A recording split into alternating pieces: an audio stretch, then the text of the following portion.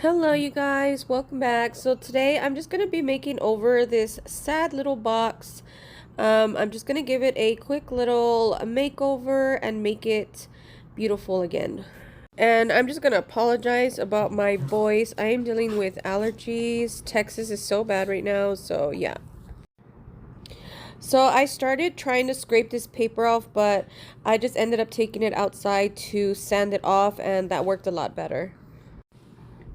So I'm going to start by adding the wreath or this mold out of the, I think it's called Wreaths and Swags or something. I don't know. I'm not good with the names of the IOD stuff, but I will link it down below if hopefully I do not forget. But yes, we're just going to glue this on. I'm going to add some Tite Bond. Tite Bond is just the best to adhere these molds.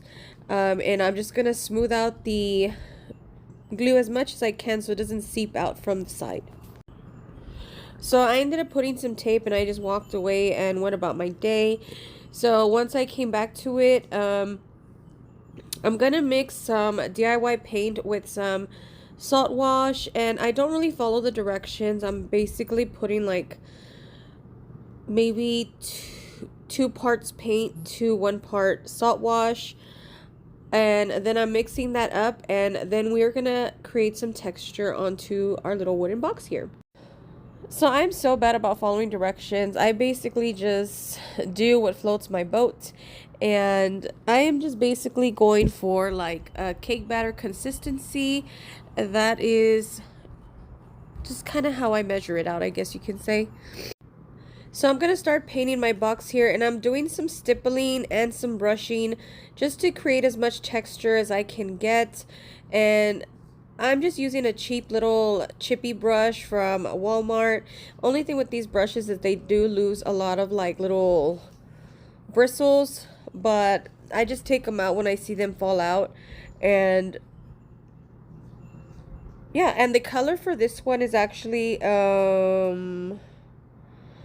vintage chip mint or something like that. I don't know, I gotta check it out, but I will list it down below. I've had this color for a while. I actually have a lot of colors that I'm trying to use up before I place another paint order. I have way too much paints here that I just kind of let dry up because I forget about them. So I'm trying to use up everything I have, and I'm almost done with this one, and I'm probably going to reorder this one because I just love this color. So as you can see how much texture I got from adding the salt wash to my paint. This is going to help when I paint over this color with some milk paint. Once I sand it, I'll get some of this green coming through.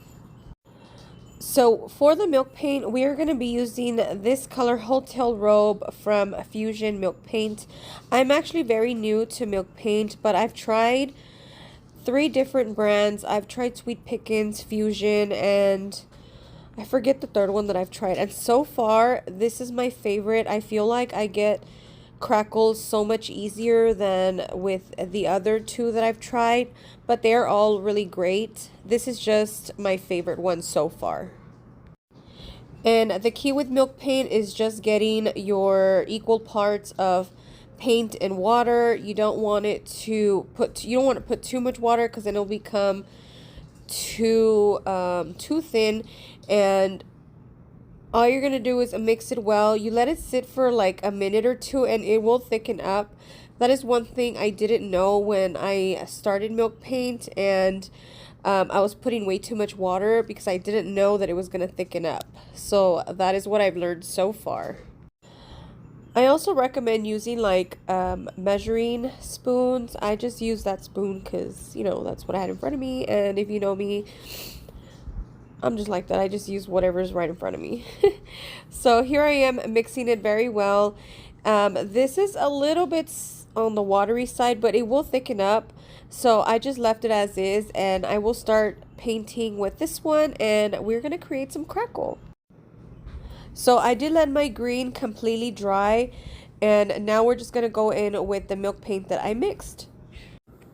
So we are going to paint the box. I do go in heavy in some areas, but I leave it because I feel like I get a little bit more crackle in those areas. And I'm coloring my box from top to bottom, covering all over that green, and we're going to bring it back out here in a few. So right after I get my box painted, I'm going straight in with the heat gun. Heat gun is going to be the trick to bring out some good crackle. I do hold it in place really close in some areas, see if I can get some flaking off. You do want to be careful though with some surfaces. If your surface was too slick when you paint it with the milk paint, your paint will just come right off. I don't use any extra bond, so that makes it a little bit more tricky. Well, here I'm just using this little heat gun to give it the crackle that I like. I love crackle. Do you like crackle? Hit me down in the comments if you like crackle. Anyways, going back to the project, these IOD molds, don't even know where it's from, but I have it in my closet, so I had to use it. Husband's getting mad. So, oh, look at that. See what I'm saying? Something about this paint was just magical. Anywho, let me set it back down. Oh, on this part, I don't know what I'm doing, but I'm going to heat gun it again. And there's Jimmy adding his 2 cents. So here I'm continuing to use the heat gun. I'm trying to get you guys to see the crackle happen instantly, but it's kind of hard for the camera to pick it up. But it will start flaking off here in a bit when I do it in the front. Right about here, like you can see it's starting to flake off, which I want that. That is about the only part where I was able to get it to flake off.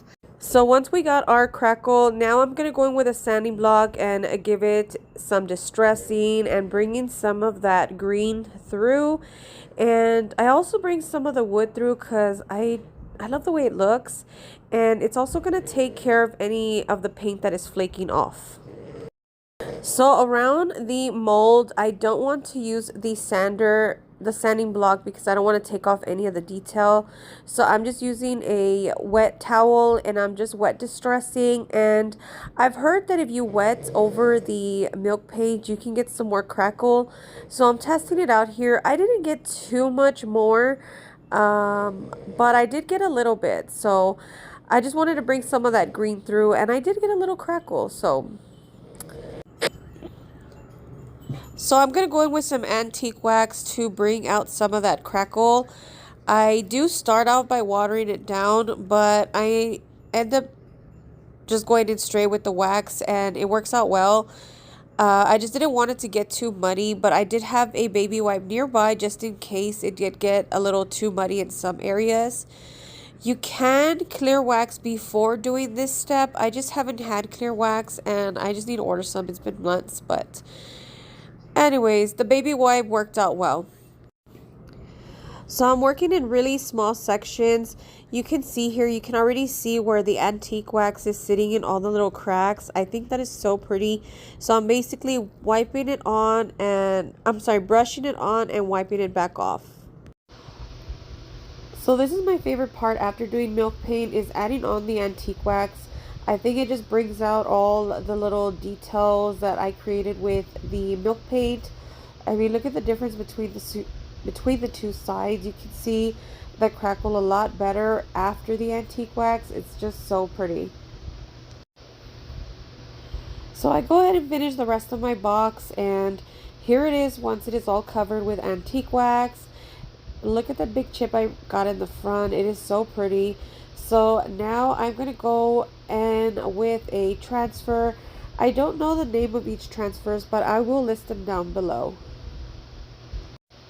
I forgot to mention that before going in with the transfer, I did take this outside and spray it with some clear spray paint. I'm not sure how, I know you're not supposed to put a transfer over wax, but I don't know if antique wax is the same as the DIY wax, but just to be on the safe side, I did take it outside to give it a coat of clear spray paint. So I basically set my transfer down and I'm slowly releasing it from the carrier sheet, and these come off so easy. They're so easy to use. They do come with this little plastic tool every time you get a transfer, and that is the little um, tool I'm using to help me release it from the carrier sheet. So I felt the top looked a little plain, so I'm going to use these little florals here on each side just to fill in that blank space. I guess, I don't know, I'm a little extra, I guess. Wanted some, I just wanted to fill that space there. So we're going to use these transfers here. Again, I don't know the names of these transfers, but I can list them down below just in case you're interested in knowing which ones they are. And again, same process, we're just placing them down using our little tool here, putting a little pressure and releasing it from the carrier sheet. And right after this, you just use the same sheet and just kind of press over your transfer just to make sure if there is any loose pieces, they will all be adhered. And then I just also added some just to the side just to bring those florals down to the bottom of the box as well. And that is about it. I did end up giving this a coat of spray paint over this so I can seal in the transfers. And that is about it for my little box here. What do you guys think of this transformation? And that is it for today's video, guys. Thank you guys so much for watching. I truly appreciate it. I will leave the whatnot link down below in case you guys want to catch us live. And I just added a few clips from our little adventure today. Thank you guys so much for watching, and I'll see you on the next one. Bye-bye.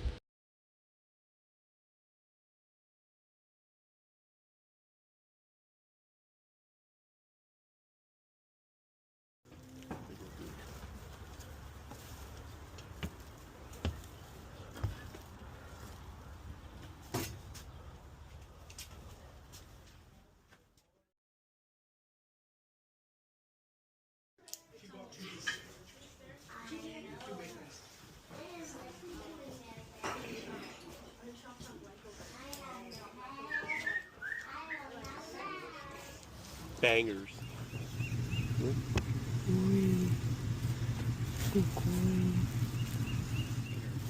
Banger. Banger. Look at the little knobs.